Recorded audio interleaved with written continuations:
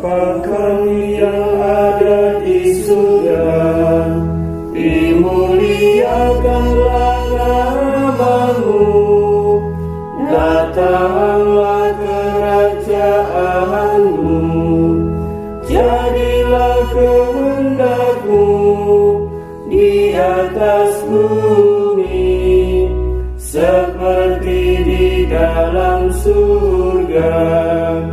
Berilah kami rezeki pada hari ini, dan ampunilah kesalahan kami, seperti kami pun mengampuni yang bersalah kepada kami.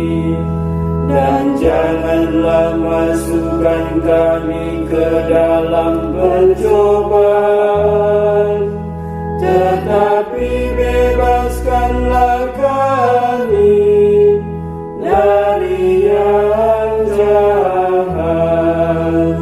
Sebab Engkaulah Raja yang mulia dan berkuasa